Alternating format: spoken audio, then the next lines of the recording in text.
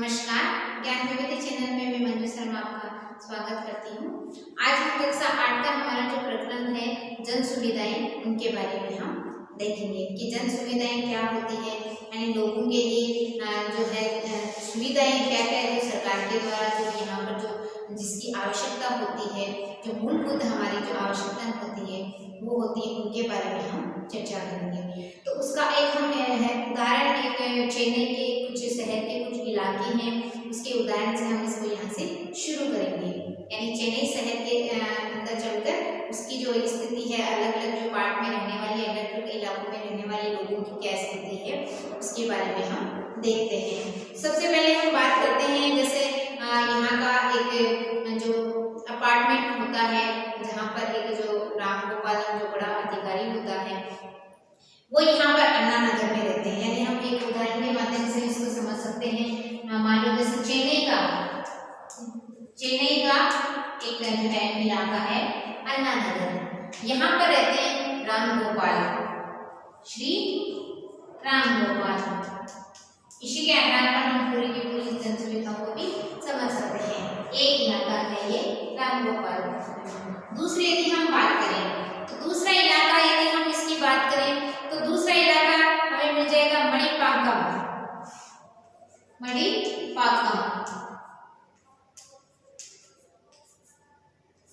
यहाँ शिवा, यहाँ आपको मिल जाएगा शिवा। यहाँ पर दूसरे जो इलाका है वहां आपको शिवा मिल जाएगा। दूसरे यदि हम बात करें तो यहाँ एक है इलाका मेलापुर, और एक इलाका आपको मिल जाएगा जो है मेलपाट, जहाँ एक घरेलू नौकरानी जो है यहाँ पद्मा रहती है।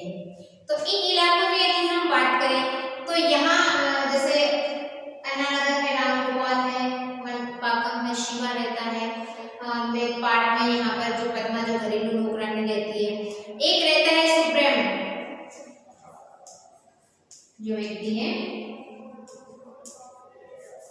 ये यहाँ पर रहते हैं। कहाँ पर? ये इस मेलापुर में यहाँ पर रहते हैं। अब इनकी स्थिति देखते हैं। जैसे अन्ना नगर की हम बात करें तो अन्ना नगर में इसकी राम गोपाल जो रहते हैं वो एक बड़े सरकारी आरक्षण है, 24 घंटों नल में इनके पानी के रहता है। अपनी गाड़ी यहाँ तक ये जो पाइप के द्वारा यहाँ पर धोते हैं। तो इनकी यदि दिन में पानी भी नहीं आता है तो ये किसी अफसर से बात करके तुरंत उनके घर पे पानी आ जाता है। तो ये इलाका कह सकते हैं पोष इलाका है, जहाँ जो बड़े बड़े अधिकारी रहते हैं तो उनके यहाँ पानी की कमी नहीं होती है। दूसरे यदि हम बात करें तो मणिपाकम में, जहाँ पर स्थिति जो यहाँ पर 2 दिन सप्ताह में 2 दिन इसको पानी मिलता है, जिसके कारण वो अपने पानी को है बोतलों के में स्टोर करके यहाँ पर रखता है। इस कारण वो अपने परिवार को भी यहाँ नहीं ले पाता है, क्योंकि पानी की इतनी जो असुविधा यहाँ पर होती है। तीसरी यदि हम बात करें तो मेलापुर में, तो मेलापुर में यहाँ पर जो है यहाँ पर पानी जो है बहुत जो कमी होती है, जो भी पानी, तो जिसके कारण जो बोरवेल से जो पानी निकलता है वो खारा पानी होता है, जिसका उपयोग लोग अपने जो बर्तन धोने में, कपड़ा धोने में, इनमें खाना बनाने में काम में लेते हैं। और मुश्किल से सप्ताह में 2 बार टैंकर आता है, जिनके जरिए लोग अपना मीठे पानी की व्यवस्था यहाँ पर करते हैं। आखिरी हम बात करें मेलपाट की, यहाँ पर तो जो यहाँ पर इस जो क्षेत्र में जो रहते हैं पद्मा नाम की जो घरेलू नौकरानी जो झुग्गी बस्तियों में रहते हैं, तो जो झुग्गी बस्ती में जिसमें रहती है वो उस इलाके में जो 20 ऐसे जो झुग्गी परिवार रहते हैं। तो यहाँ पर जो पानी आता है वो 20 मिनट के लिए पानी यहाँ पर आता है, और इस 20 मिनट के पानी में यहाँ पर इन जो झुग्गी बस्ती वालों को सिर्फ अपने लिए 3 बाल्टी जो है पानी की व्यवस्था यहाँ पर होती है।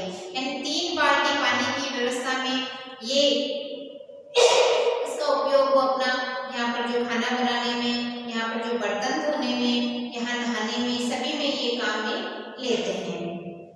अब जीवन के अधिकार के रूप में पानी की यदि हम बात करें तो जीवन और स्वास्थ्य पानी के लिए आवश्यक होते हैं। ये केवल न अपनी दैनिक जरूरतों को, हमारी दैनिक जो जरूरतें हैं उनको पूरा करते हैं, बल्कि पीने के जो साफ पानी से जो साफ पानी नहीं होता है, इनसे होने वाली जो बीमारियों से भी हमें ये बचाता है। यदि साफ पानी होता है तो हमें कई प्रकार की बीमारी से बचाता है, और यदि पानी स्वच्छ नहीं है तो इसके कारण हमें जो है कई बीमारियों का सामना करना पड़ता है।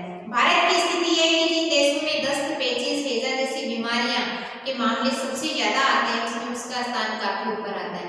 यानी हम भारत के संदर्भ की बात करें इसमें, तो जहाँ पर पानी से संबंधित जो बीमारी होती है जैसे हैजा हो गया, दस्त है, पेचिश है, ये बीमारियां होती हैं जहाँ पानी साफ नहीं होता है, इसमें भारत का नंबर के ऊपर स्थान पर आता है। क्योंकि भारत में जो पानी के संबंधित बीमारियों के कारण हर रोज 1600 से ज्यादा भारतीय जो है मौत के मुंह में चले जाते हैं। यदि हम बात करें तो भारत में जो है पानी की सबसे ज्यादा हमें कमी नजर आती है और इस पानी की कमी के कारण और जो भी कुछ पानी हमें नजर आता है वो साफ पानी नहीं आता है। उस गंदा पानी पीने के कारण दस्त है, हैजा है, पेचिश जैसे बहुत सारे पानी से संबंधित बीमारियां होती हैं और जिसके कारण हर रोज की यदि हम बात करें तो हर रोज 1500 जो है भारतीय व्यक्ति यानी मौत के मुंह में चला जाता है। इसलिए आप कह सकते हैं कितनी जो है बड़ी समस्या हमारे सामने है।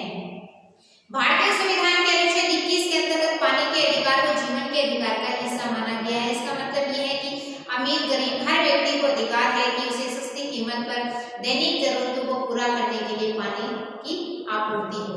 यानी अनुच्छेद 21 में जब जीवन के अधिकार को हमें सुरक्षा दी गई तो उस समय ये कहा गया कि पीने के जो पानी है उसको भी इस अधिकार में जोड़ दिया गया है। तो इसके लिए अपनी दैनिक जरूरत यानी पानी की बात करें तो पानी हमारे दैनिक जरूरत में सबसे पहले नंबर आता है। पानी हर व्यक्ति की आवश्यकता होती है, ये अपनी सबसे जन सुविधाओं में सबसे पहले इसका नंबर आता है। तो यहाँ पर कहने का मतलब है कि पानी की बहुत सारे जो सभी जगहों पर होनी चाहिए या दूसरे शब्दों में कहें तो सभी को पानी मिलना चाहिए क्योंकि ये सभी पर पीने का अधिकार, पानी पीने का अधिकार सभी को है।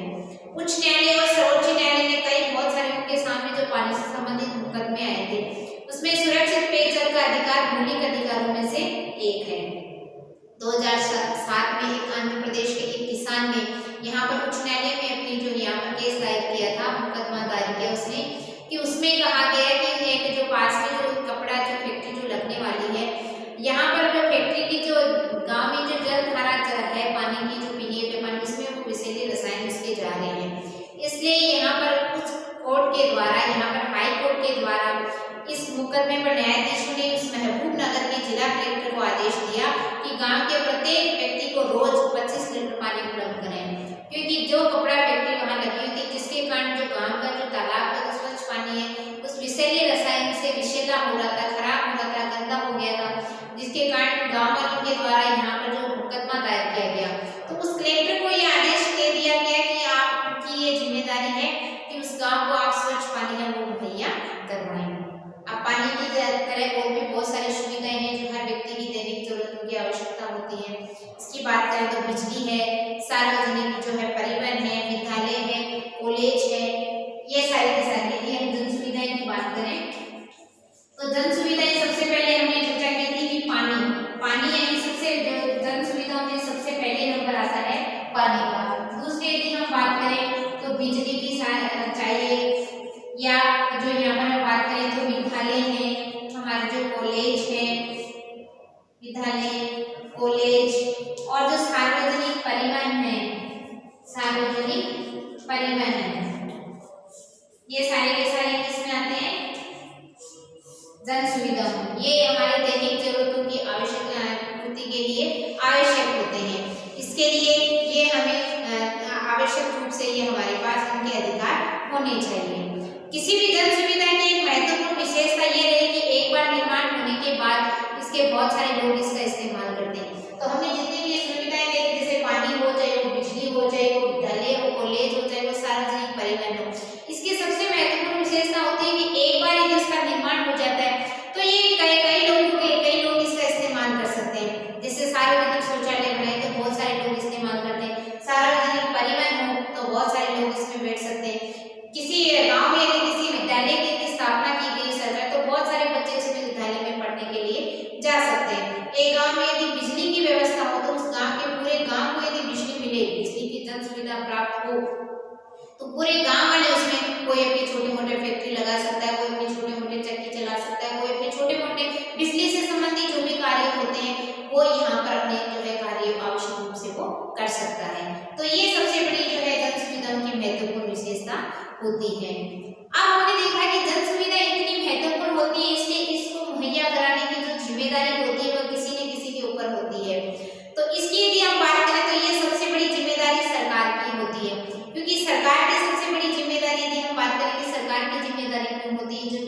उपलब्ध कराने की।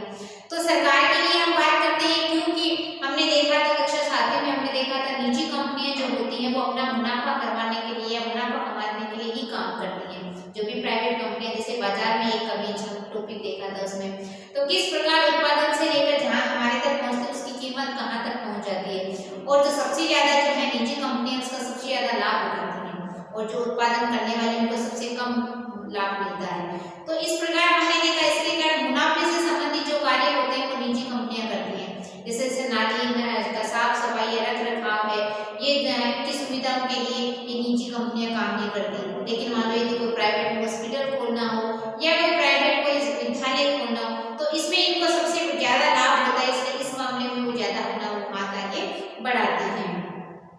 तो इसकी कीमत यदि हम इसकी बात करें तो निजी कंपनी की कीमत क्या होती है, बहुत ज्यादा होती है। तो हर आम व्यक्ति की जरूरतों से ये बाहर होती है।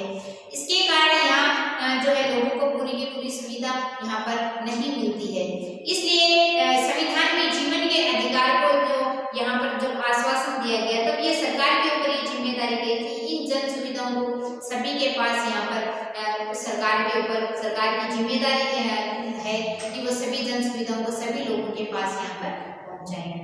अब प्रश्न ये बनता है कि सरकार जब इन जन सुविधाओं की जो यहाँ पर लोगों के लिए जन सुविधाएं देती है तो इनके लिए इनको पैसा कहाँ से आता है। मान लो सार्वजनिक परिवहन शुरू किया या बिजली के लिए या पानी मुहैया करवाना है तो इनके लिए जो पैसा कहाँ से आता है। तो आप हर बार जो है समाचार पत्र है न्यूज चैनलों में देखते हैं कि सरकार ने संसद में बजट पेश किया, कई बार आता है संसद के द्वारा क्या सरकार ने ये बजट पेश किया गया है। तो बजट के जरिए सरकार अपने नफे नुकसान है उनका ब्यौरा देती है। पिछले साल जो सरकार उसका जितना भी खर्च हुआ उसे संबंधित पूरा का पूरा जो ब्यौरा वहाँ पर दिया जाता है, और आने वाले सालों में कौन से जो योजनाओं पर खर्च करना होता है उसकी जो है योजना यहाँ पर बनाई जाती है। बजट में सरकार को इस बात का ऐलान भी करना पड़ता है कि अगले साल की योजनाओं के लिए पैसे की व्यवस्था कहाँ से करनी है। जनता से मिलने वाला कर है वो सरकार की आमदनी का मुख्य जो है जरिया होता है, यानी सबसे ज्यादा जो जनता से जो टैक्स जो मिलता है, जो कर मिलता है, वो ही सरकार की मुख्य आमदनी होती है। इसी के आधार पर ये सरकार है, जैसे कि पानी की आपूर्ति करनी है तो पानी निकालना, पाइप लाइनें बिछानी, वहां तक उस गाँव तक पहुंचाना, उस शहर तक पहुंचाना, उस जगह तक पहुंचाने के लिए कुछ हद तक वो पानी की कीमत वसूल करती है, और कुछ यहाँ पर जो टैक्स जो जनता के द्वारा मिलता है उन पैसों से वो यहाँ पर जो है धन खर्च यहाँ पर करती है। यानी संसद में जो बजट पेश होता है उसके द्वारा ही कि क्या खर्च किस योजनाओं पे जो खर्च किया गया, क्या जन सुविधाएं जो है लोगों को यहाँ पर प्राप्त हुई। अब इसमें कोई शक नहीं है कि जन सुविधाएं सभी को मुहैया होनी चाहिए, लेकिन हकीकत में ऐसा नहीं है। यदि हम देखें तो पानी की आवश्यकता सभी को होती है, बिजली की आवश्यकता भी सभी को होती है। इसलिए जन सुविधाएं सभी को मुहैया होनी चाहिए, लेकिन हकीकत में ऐसा नहीं होता। बहुत सारे स्थानों पर ऐसी सुविधाओं का भारी अभाव होता है। जैसा कि हमने शुरुआत में देखा था, चेन्नई के हमने जो चार्ट देखे थे, हमने जगह देखे थे, अलग अलग इलाके देखे थे, कहीं पर पानी की 24 घंटे पानी आता तो कहीं पर पानी के लिए लंबी लाइन लगानी पड़ती है, तो कहीं टैंकर से पानी के करके उनको अपना काम चलाना पड़ता है। तो जलापूर्ति में कमी का जो बोझ है ज्यादातर गरीबों पर होता है, जब मध्यम वर्ग के लोग होता है, क्योंकि सबसे ज्यादा जलापूर्ति पानी की आपूर्ति का हमने देखा था 15 लाख की घरेलू नौकरानी, उसको कम से कम 3 लीटर जो है बाल्टी पानी मिलता है, और इतना बड़े परिवार के लिए नहाना धोना, कपड़े धोना और खाना पूर्ति के लिए उसके पानी इसके लिए बहुत ही कम है। इसलिए हम कह सकते हैं जलापूर्ति का सबसे ज्यादा बोझ है वो गरीबों पर पड़ता है। मध्यम वर्ग के लोगों पर भी पड़ता है, लेकिन मध्यम वर्ग के लोग इसको आसानी से जो है हल ढूंढ लेते हैं। मान लो कि उनके पास इतनी व्यवस्था होती है कि बोरवेल खुदवा लें या बोतल बंद जो पानी खरीद कर अपना ये काम चला सकते हैं। पानी की उपलब्धता केवल की जो पहुंच है वो सबसे ज्यादा मान लो अधिकतर पानी तो वो है जहाँ जो पैसे वाले लोग उनके पास जो उपलब्ध होता है, यानी वो जो व्यक्ति जितना खर्च करता है उससे वहां तक उसको, जैसे संपन्न लोग हैं तो उनके पास ज्यादा विकल्प होते हैं, यानी उनके पास पानी 24 घंटे आता भी, और बाई चांस नहीं भी आता तो उनके पास ये उनकी सुविधा होती है कि वो अपने पानी की व्यवस्था यहाँ पर वो कर सकते हैं। चेन्नई की स्थिति, अब हम चेन्नई की बात करें तो ये चेन्नई की स्थिति नहीं, यदि हम गर्मियों की बात करें तो लगभग पूरे भारत में ऐसी बहुत सारे दूसरे शहर हैं, राज्य हैं, गांव में स्थिति हमें देखने को मिलती है कि नगर पालिका की जलापूर्ति की कमी से निपटने के लिए निजी कंपनियां वो ज्यादा से ज्यादा करती जा रही हैं। ये नगर पालिका जब इसमें जलापूर्ति में सक्षम नहीं होती तो निजी कंपनियां आगे आती है, लेकिन निजी कंपनियां तभी आगे आती है, हमने देखा था जब उनकी जो मुनाफे की यहाँ पर उनको प्राप्त हो। यानी जैसे पानी की बोतल को जैसे हम देखते हैं तो पानी की बोतल के ये रुपए है वो दोगुने दाम पर इनको जो है पानी की खरीद उनको दी जाती है। तो पानी की हालत जैसे शहरी इलाकों में, तो शहरी इलाकों में 135 है जो लीटर पानी प्रतिदिन मिलना चाहिए, और लेकिन उसको यहाँ पर पूरी तरह से वो पर्याप्त मात्रा में नहीं दे पाते। जबकि दूसरी तरह आलीशान होटलों में रहने वाले लोगों को प्रति व्यक्ति 1600 जो लीटर बाल्टी जो है पानी यहाँ पर मिलता है। यानी जरूरत के हिसाब से यहाँ पर हमें समानता देखने को नहीं मिलती है। जहाँ जरूरत होती है वहाँ सबसे कम पानी पहुँचता है, जहाँ जरूरत नहीं होती है वहाँ सबसे ज्यादा पानी यहाँ पर पहुँचता है। तो इस दलील पर हम यदि बात करें तो दुनिया भर में जलापूर्ति की जिम्मेदारी सरकार पर रहती है और निजी जलापूर्ति की व्यवस्था के बहुत ही उदाहरण हमें कम देखने को मिलते हैं। भारत में सरकारी जल विभाग की सफलता के कई उदाहरण भी रहे हैं, लेकिन उदाहरण ये बहुत कम है। उनकी सफलता कुछ क्षेत्रों में ही यहाँ पर हमें दिखाई देती है। तो इस प्रकार हम देखते हैं कि जन सुविधाओं का संबंध हमारी जो बुनियादी जरूरतों से होता है। हमारी जो जन सुविधाएं होती हैं उनकी जरूरत हमारे बुनियादी संबंध से जुड़ा होता है। भारतीय संविधान में पानी, स्वास्थ्य, शिक्षा ये सभी मौलिक अधिकार के अंदर आते हैं। हमारे जो जीवन का अधिकार दिया तो उसमें पानी है, शिक्षा है, हमारी जो स्वास्थ्य है ये जीवन के अधिकार का हिस्सा माना गया है। सभी व्यक्ति को पानी उपलब्ध हो, सभी व्यक्ति को शिक्षा प्राप्त हो, सभी व्यक्ति का स्वास्थ्य अच्छा हो, सभी व्यक्ति शिक्षित हो, तो ये सभी को अधिकार मिला हुआ है। इस प्रकार सरकार की ये अहम जिम्मेदारी बन जाती है कि वह प्रत्येक व्यक्ति को पर्याप्त जो मात्रा में जन सुविधाएं उपलब्ध करें। इसलिए ये सरकार को जिम्मेदारी दी गई है, क्योंकि निजी कंपनियां में देखिए अपना मुनाफा देखती है, इसलिए सरकार की जिम्मेदारी की जो भी जन सुविधाएं हैं इन जन सुविधाओं को ये प्रत्येक व्यक्ति को ये मुहैया करवाएं। लेकिन इस पर भी बात करें तो इसके जो जन सुविधाओं में संतोषजनक प्रगति नहीं हुई है, जो आपूर्ति में भी कमी हमें देखने को मिलती है और वितरण में भी भारी समानता हमें देखने को मिलती है। महानगरों और बड़े शहरों के मुकाबले में कस्बों और गाँव में तक ये स्थिति और भी खराब है। जैसे महानगर और शहरों में भी जलापूर्ति की आवश्यकता जो पूरी कर ली जाती है, लेकिन कस्बे और जो छोटे गाँवों में जलों की आपूर्ति की स्थिति बहुत ज्यादा खराब होती है।